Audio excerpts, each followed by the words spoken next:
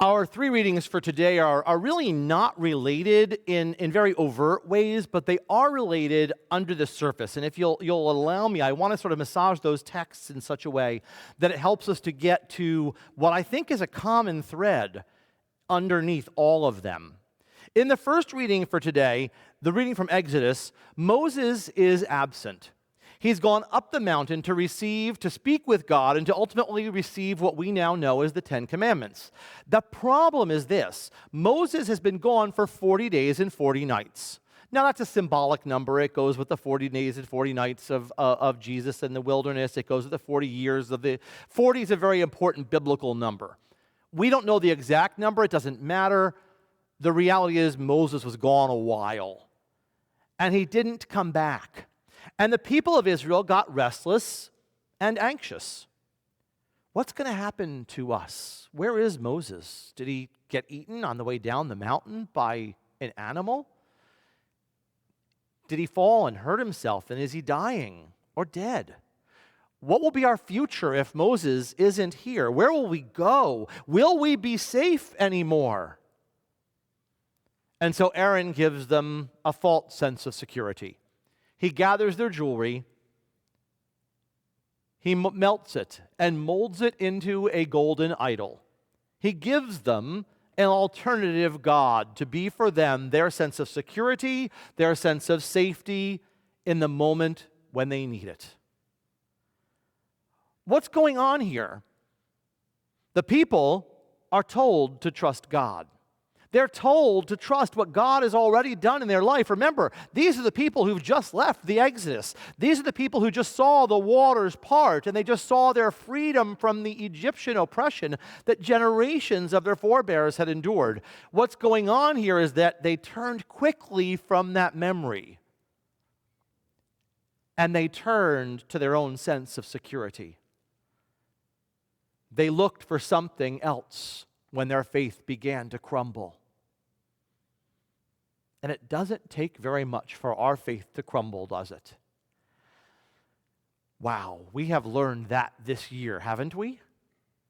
Pandemics, job loss, quarantined, empty shelves, praying you don't run out of toilet paper. Who would have ever have thought that? Masks, police brutality, riots and protests, cities on fire, and the election. It feels like everything we've known to be safe in our society has been shaken in some way in the last 8 months. Where's God, we ask? Where do we turn to find safety and security? The gospel lesson for today is a parable. It's not meant to be taken literally. It is not a literal story. It's a metaphor. And as a metaphor, it gives us a moral lesson. There's a king who gives a wedding banquet for his son. He invites folk to come. He gets ready, and the folk don't show. So he tells his servants to go out into the street to gather the people, whoever he finds, bring them in so he can celebrate with his son the great nuptial feast. Now, here's the problem. This has often been interpreted as a Jew and Gentile issue, and this story has been problematic because it has often been the story that has fed anti-Semitic racism through the course of Christian history, right? Jesus is the son of the king. Those who are invited are the faithful Jews. They didn't want to come, so he condemns them all to hell, and he invites everybody else in, a.k.a. Gentiles. That's not a faithful reading. That's not in the story anywhere, right? That's not a faithful reading, although it has been used, so I want us to forget that. What's really happening here is the people who are invited in are the religious holy ones. They're the righteous. They're the scribes and the Pharisees, the ones who think they should be invited. They're the ones who expect a place at the head tables. But they don't come, so the king goes out and tells his servants to gather whoever he finds, good and bad, bring them in, because the feast has been prepared and he needs someone to celebrate his son's wedding. So those who don't come are the religious and holy ones, and those who do are just everybody else who may not have normally been invited. They weren't worthy by the Holy One's standards, and yet they're included now in this new vision of what God's kingdom will be. Now comes this odd part. The king sees a man who refuses to wear the proper wedding attire, and he is furious. He's outraged. He throws the man out. What is going on here? Is what we wear really that important? One of my favorite moments in TV in recent history is a moment from Everybody Loves Raymond. One of my favorite scenes is where Raymond's brother Robert decides he's going to do the wedding invitations and mess them up so he won't be asked to do anything else. He's sabotaging his fiancée. The problem is he does the invitations wrong and they accidentally go out to all of the guests. He's not only put the wrong names, he's put the wrong date for the wedding. And at the bottom of the invitation, he included the words, clothing optional, instead of black tie optional. His wife, apoplectic, says, Robert, oh my God, there's going to be people at the church on a Tuesday, naked. It is important what we wear, but that's not what the story is about. Nobody in their right mind would show up to a wedding in a long, flowing white gown and veil, unless you're the bride. It used to be said you never wore black to a wedding, right? Of course it matters, but that's not the purpose of the metaphor today. The purpose of the story is what we put on, not clothing, but behavior, attitudes, the personage that we wear. Paul puts it this way later in another reading. Paul puts it that we put on Christ. He uses the term putting on Christ, like Christianity, as our clothing. Part of being at the wedding feast is putting on the things of God. We don't decide what attitudes, what values, what outlooks, what behaviors we will wear as followers of God. God decides those things. You cannot be a faithful member of the wedding of the Son of the King if you don't want to be determined by God what you wear. We don't determine what we wear. God does. What are those behaviors we're to wear? Mercy, kindness, compassion, but also faithfulness and trust and devotion. Every week in our readings, there are 4 readings. There is an Old Testament reading, an epistle, a gospel, and a psalm. We've read 3 today. We did not read the 4th. I'd like to read the 4th for you now because I think it holds the first 2 in tension and really brings this message together. In the letter to the Philippians, Paul says this, Therefore, brothers and sisters, whom I love and long for, my joy, my crown, stand firm in the Lord in this way, beloved.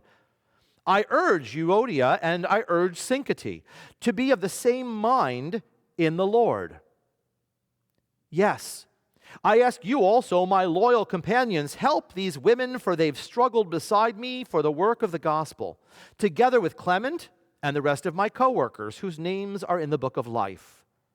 Rejoice in the Lord always. Again, I tell you, rejoice. Let your gentleness be known to everyone, for the Lord is near. Do not worry about anything, but in everything by prayer and supplication with thanksgiving, let your requests be made known to God. And the peace of God, which surpasses all understanding, will guard your hearts and your minds in Christ Jesus. Finally, beloved, whatever's true, honorable, just, pure, pleasing, commendable, if there's any excellence, if there's anything worthy of praise, think about these things. Keep on doing the things you've learned and you've received and you've heard and you've seen in me, and the peace of God will be with you. What Paul is saying is to stand firm in the Lord. Stand firm and don't waver when the ground around us begins to shake. Have you ever tried to stand firm in horrific winds? The image I got was the weather forecasts of people like the forecasters in the middle of a hurricane when it's beginning and they're on the Gulf Coast. Are you okay down there, Jim? Get out and get safe, right? And they can barely stand up. Standing firm in the midst of the storms of life like the people of Israel. How? With prayer and with supplication. Prayer means bring your requests to God, but supplication is different. Supplication is not saying, God, this is what I need. Supplication involves humility, and it involves bending the knee, kneeling, coming before God, literally begging, relying on God's mercy and grace for the needs that we have in our moment. It's more than, now I lay me down to sleep, or bless us, O Lord, and these thy gifts which we are about to receive in thy bounty, right? It's literally entreating, beseeching God to meet the needs that we have in our moment. Its focus and its intentionality. Whatever is true, whatever is kind, whatever is honorable, just, or pleasing to God, Paul says, think on these things. Focus on God and the things of God. That's the clothing that we wear, putting on those things of God, the attitudes, the behaviors. Focus on God, not on the dread, not on the fear.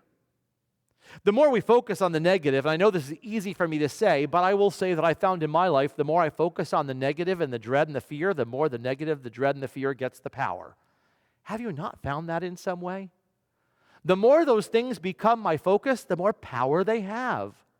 The more I give them voice, the more they begin to hold sway in my life. Personally, I've stopped watching American news. I just can't for the next few weeks. I'm watching German news, I'm listening to Canadian news, and I'm listening to the BBC. I cannot do 24/7 election frenzy anymore. I can't do who has the coronavirus and are they telling us that I just cannot do the craziness anymore. I have to just stop. Because frankly, I'm feeding it. The more we focus on the negative, the more the negative grows. There's an old Cherokee story I'm sure you have heard. An old Cherokee is teaching his grandson about life. A fight is going on inside me, he says. A terrible fight between two wolves. One is evil.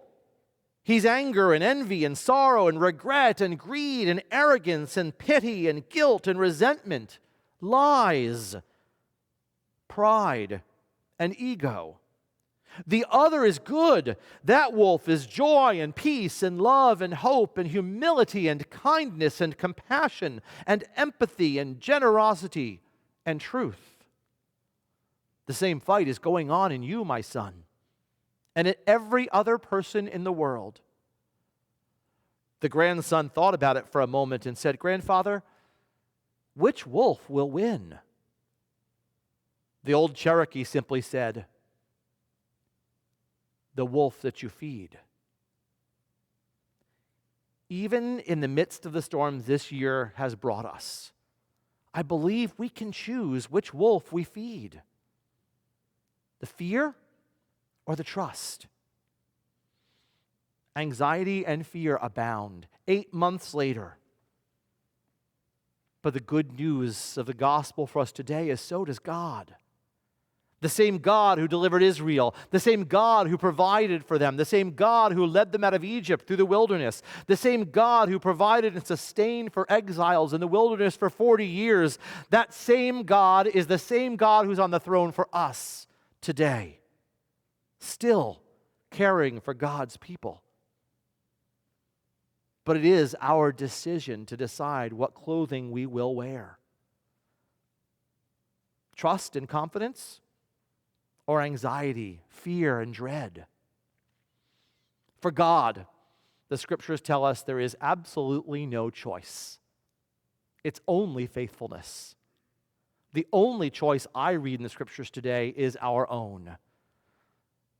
So God will be faithful. The only question is, will we? Amen.